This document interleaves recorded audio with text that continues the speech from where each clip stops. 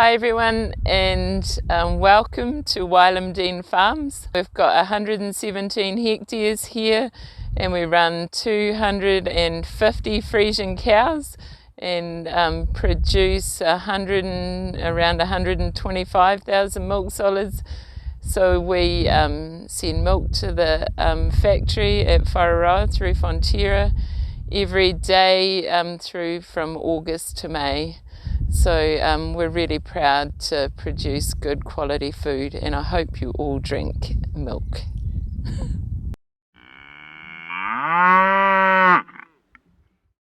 So we're going to see what is living under here, and I have no idea, but it's pretty cool finding out.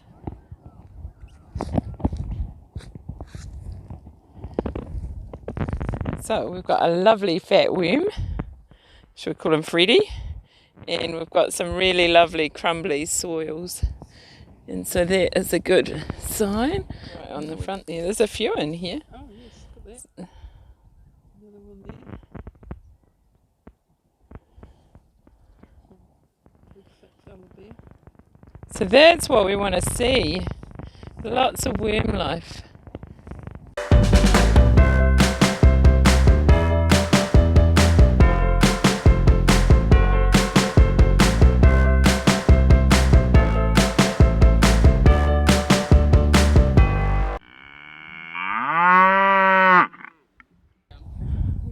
So here we go. Dun, dun, dun, dun, dun, dun, dun.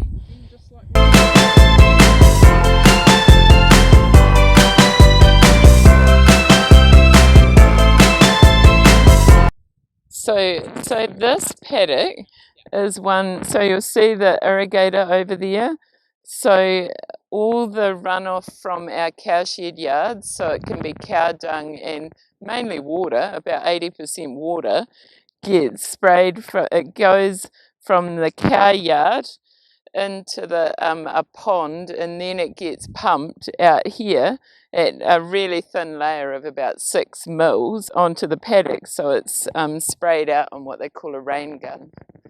So these in time, it's relatively new that we've been doing it about 5 years. In time we won't have to put very little fertilizer on here other than what's been taken off the cow yard. So most of what our cows eat is grass and grown on farm, but in the summer we grow less grass than in the springtime, so we have to make sure that we can fully feed our cows. So one way to do that is to have a crop.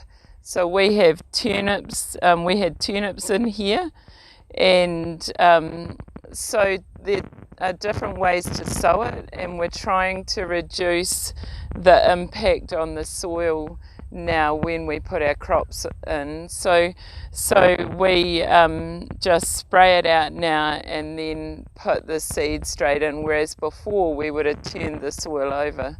So just a lot less impact. And when we had a 14-ton crop, so that means we had 14 tons of turnips per hectare. So that's quite a lot of turnips, and the cows love them. And so that's fed off over our driest months so that we can keep our cows' intakes up, and so they still get lots of food. And then when the turnips are finished, we put it back into grass. And so we just have a little disc go over them. We spray it out again, and we put a light disc over it, which is a round disc like that, and it just does a slight cut, and then we put the grass seed on. So we're trying to have minimum effect on the soil, and Sue's going to explain better than me what that does, because it's very cool what we're saving, and we're stopping all that carbon going into the air. Each of the microorganisms have their own part of the soil that they live in, and so if you flip it over, it changes. It's like turning over their apartment building, and they don't like it and they die. So we save lots of lives by minimum tillage.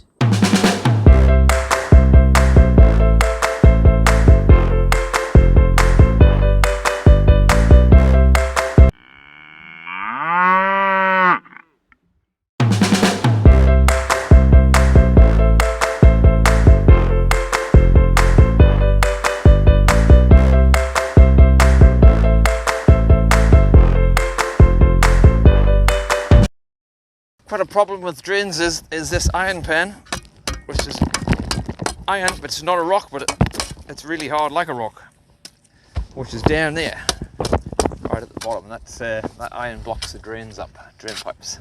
So yes, and you got your irons down the bottom. Then we've got some nice clear there, and then your topsoil starts, which is where the roots of the grass go down. You can see the roots there, and that's what makes the grass grow. Good old topsoil. So we've got metal down here. This is straight out rocks down here, and then coming up, we're starting to get into the clay, but even some grass roots still all the way down here, which is quite away from the top, or your topsoil up the top. So those roots have done really well to get all the way down there.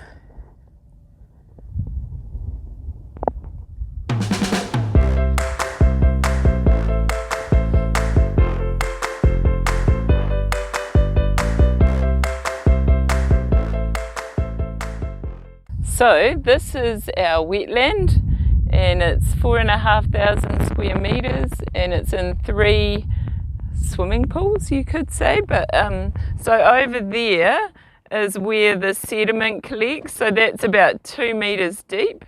So all the runoff from our land comes into here, or from about 24 hectares comes into here. And the sediment, because we have runoff of nutrients and sediment, so like dirt. So the dirt, because of that deep bit, the dirt sinks to the bottom.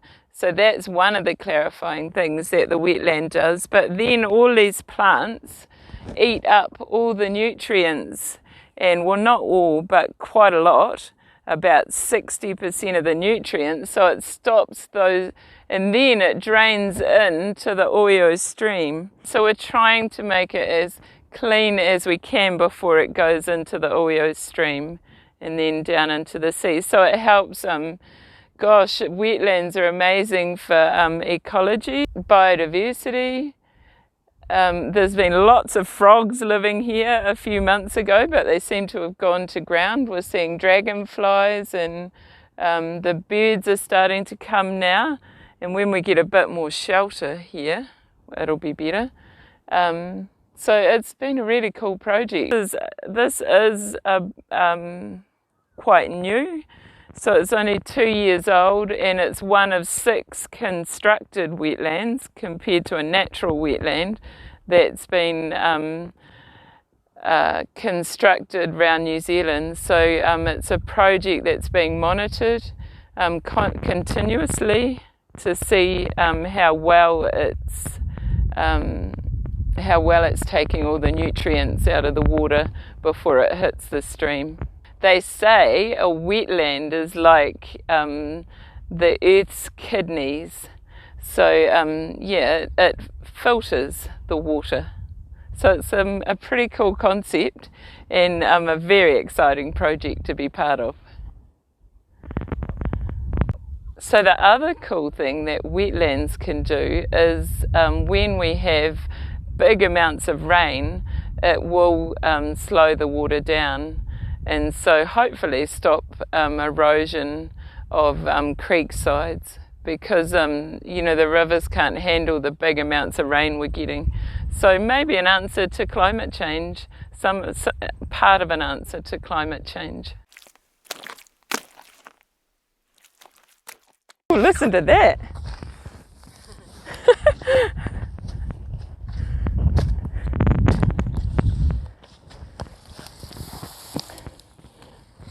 Oh, it's smelly.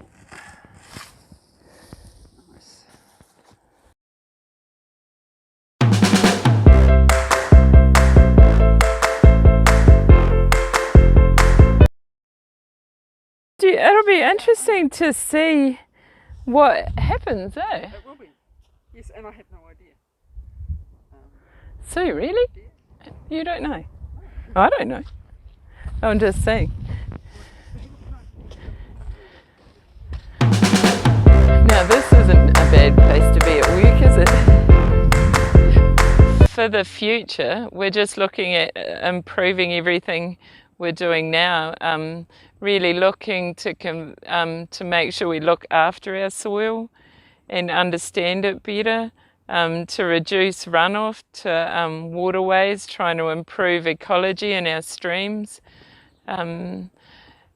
trying to bring the bird life back. As farmers, we've kind of been charged with a number of things to do. One's to increase biodiversity, and we're doing that by planting huge numbers of trees at the moment, through reducing greenhouse gases and trying to understand how we can do that. And we haven't got many tools in the toolbox yet, but and also trying to reduce nutrient runoff and really use the resources that we've got.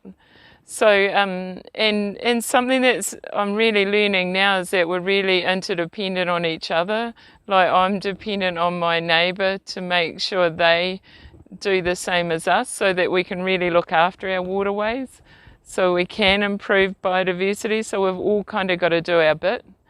So it's really exciting, and there's lots to learn. There's new tools for our toolbox coming in all the time, like the wetland is a kind of that's a tool that farmers can use, and that is becoming there's new plants like plantain. They can reduce nitrate leaching. So there's lots of tools coming, but it's just taking a bit of time. So we've got to make the best of what we've got. But it is kind of exciting, and I'm learning every day. I'm 53 and more curious now than I've ever been, and a little bit jealous that I'm not in the classroom with you, learning all the cool things that you're doing.